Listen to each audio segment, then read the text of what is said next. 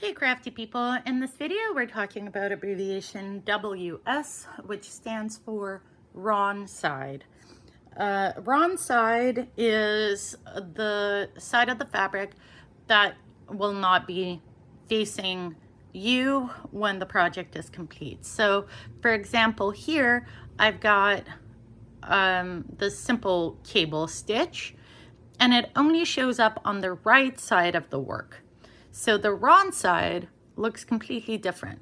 This is the wrong side. It's not showing the stitch or the pattern properly the way you intended to look. Not every pattern has a wrong or a right side. For example, this angled stitch pattern is worked exactly the same every single row. And so no matter how you flip it, it looks the same. There's no wrong or right side.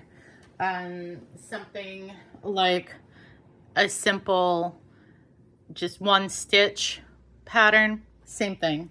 No wrong, right side. Anything that is textured, anything that, well, not anything, but a lot of things that have color work, they will have a wrong and a right side. So the right side is what should be facing you as a completed project, and the wrong side is the inside of that work. So that is WS, wrong side.